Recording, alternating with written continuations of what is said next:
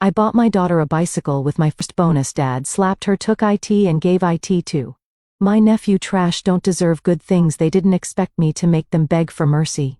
I still remember the way my daughter, Emma, 9 years old with soft hazel eyes and a smile that could outshine any morning, pressed her face against the bike shop window like she was looking at magic itself.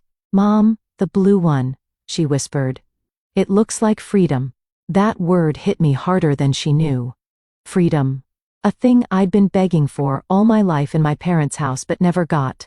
Now, with my first bonus from the job, I fought tooth and nail to earn. I wanted Emma to have everything I never did.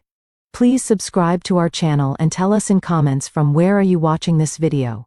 The salesman wheeled out the bike, shiny blue with little white decals, and Emma's breath shook like she couldn't believe this moment was real. "Is it really mine?" she asked, almost afraid to touch it. "Every piece of it," I said, because for the first time, I could give her something beautiful. We drove to my parents' house because Emma begged me to show them. "Maybe Grandpa will say he's proud of you," she said, clutching the handlebars like they were made of gold. I didn't have the heart to tell her that my father had never in his life said the words, "I'm proud" to me. But I let her believe it. Kids deserve to believe in softness until someone rips it away.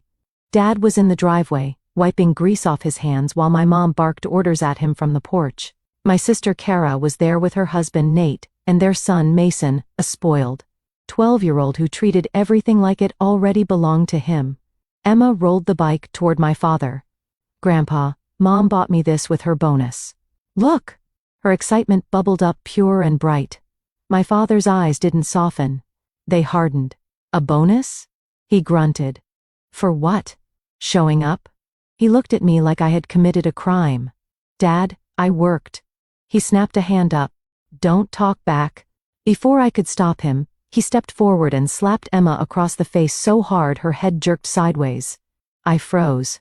Every vein in my body went cold. Emma pressed her palm to her cheek, confused, breath hitching. "Grandpa, I didn't do anything." Dad snatched the bike from her tiny hands. "Kids like you don't deserve things this nice," he growled. Then he turned to Mason. "Take it. You'll use it better." Mason grinned, hopped on, and pedaled circles around us like he was mocking her. Emma's lower lip trembled. She tried to take a step toward him, but Dad shoved her backward with 2 fingers pressed to her forehead. "Trash doesn't get shiny toys," he said. "Your mother never learned that either." I swear I felt something inside me snap. Clean, sharp, final. Mom leaned against the doorframe with her arms crossed, smiling like this was entertainment. "You shouldn't teach her to want things above her level," she said. "She's already too sensitive. She cries too easy, just like you." My sister laughed. "Good thing Mason got it.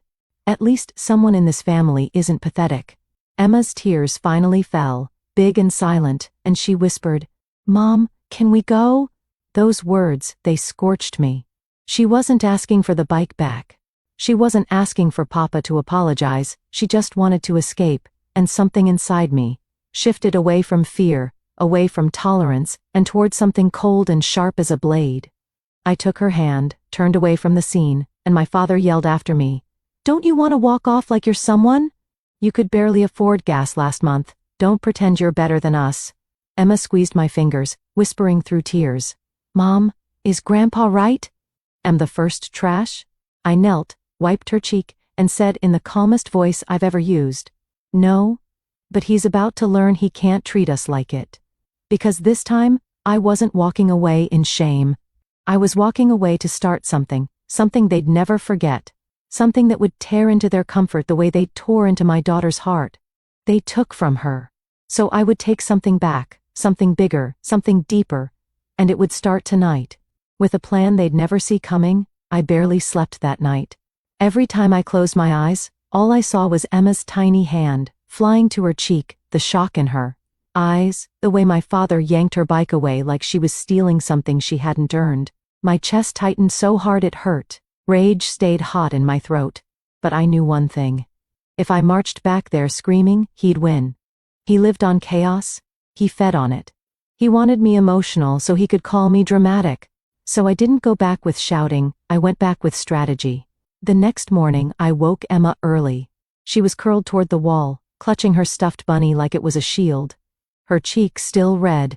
"Sweetheart," I whispered, brushing her hair back, "we're going out today." She blinked up at me confused. "Are we seeing Grandpa?" "No," I said, my voice finally steady. "Not ever again. Today we take back what's ours." Her eyebrows knit together. "Mom, he won't give it back." "He doesn't need to give it back," I said, "because I'm not asking." I dropped her at my friend Jenna's house, one of the only people who knew firsthand how cruel my parents could be. She hugged Emma tight. "She can stay all day," she said, her voice low. "Do what you need to do." My hands trembled only once when I turned my car toward my parents' street.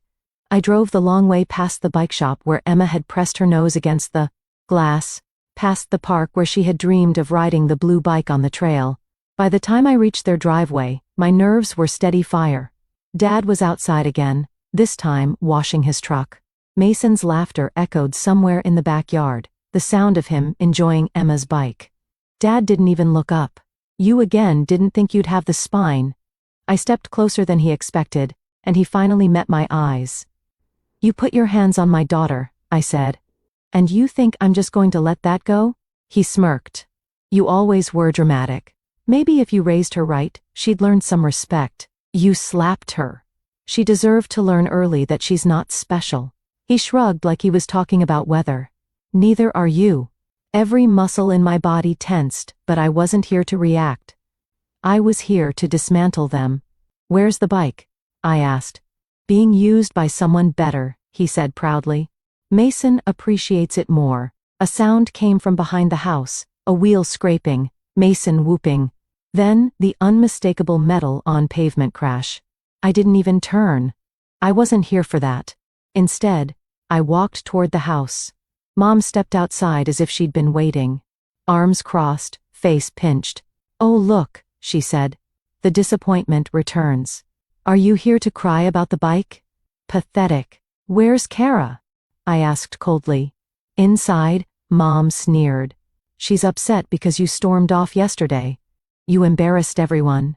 I walked in without asking permission.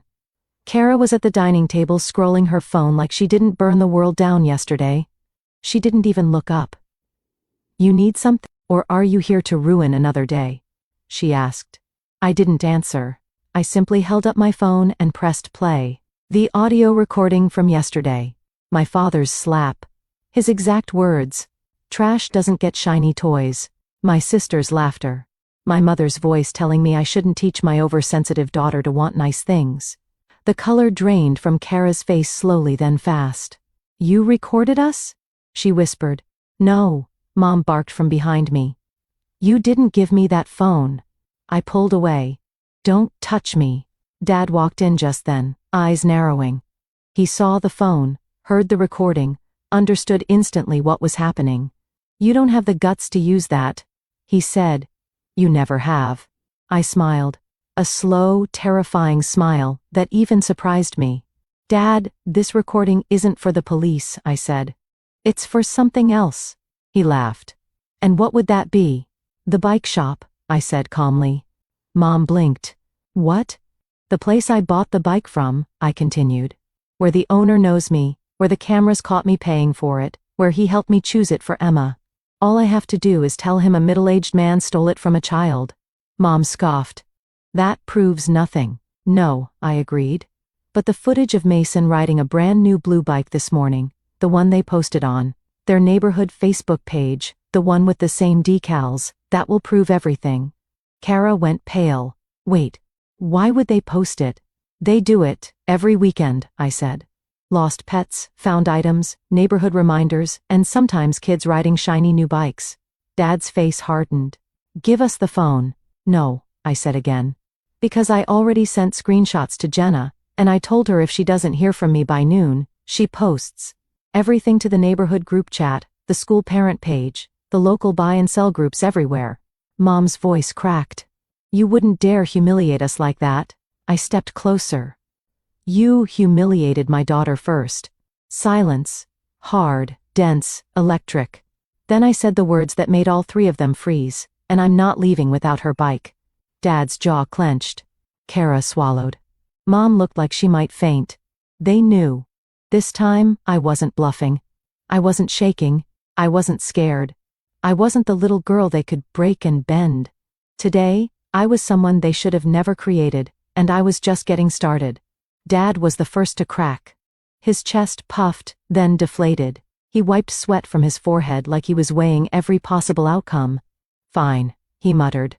Take the stupid bike. But I didn't move, because this was the moment I'd been waiting for my whole life. The moment my parents realized they no longer owned me. Where is it? I asked. In the garage, he snapped. I followed him, Mom and Kara trailing behind like ghosts who had finally met the wall they couldn't bulldoze through. Dad opened the garage. There it was. Emma's bike. Scratched, mud splattered. Handle grips chewed by Mason's nervous biting habit. The sight of it hurt worse than yesterday. You let him destroy it, I whispered. Dad shrugged. It's just a bike. No, I said, my voice low and dangerous. It was her first dream. Kara stepped forward. Can you stop being dramatic for 2 minutes? I turned slowly toward her. I didn't raise my voice. I didn't insult her. I simply said, you're going to fix it. Her face twisted. Excuse me?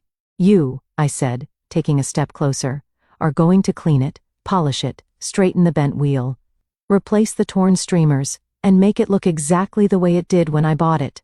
Mom scoffed. She's not your servant. You made Emma feel like trash, I said. Now you're going to undo the damage. Dad barked out a sarcastic laugh. And why would she listen to you? I pulled my phone from my pocket, tapped the screen. A message thread with the school principal popped up. Mom's face drained instantly. You didn't. Oh, I did. The principal wasn't just a school administrator. She was the head of the new anti-bullying coalition in town. She took community complaints extremely seriously.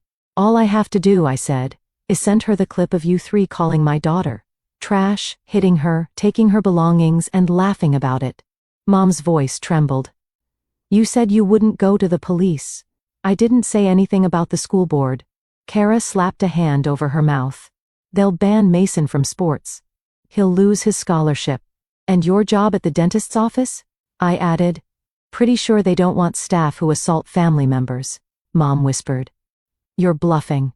Try me. Silence sliced the room. Then, just like that, Dad cracked again.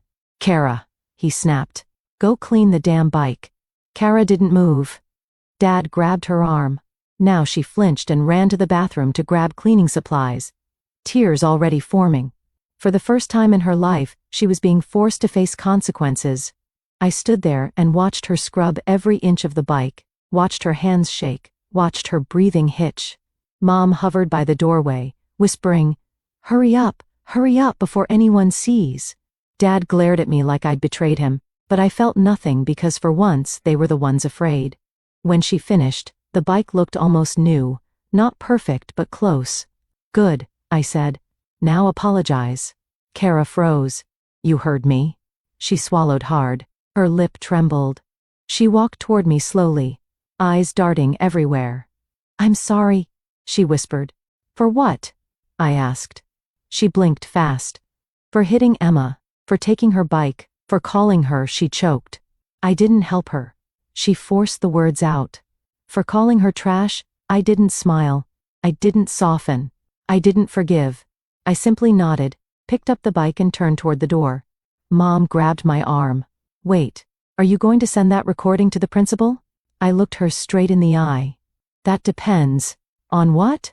She whispered. On whether you ever contact me or my daughter again.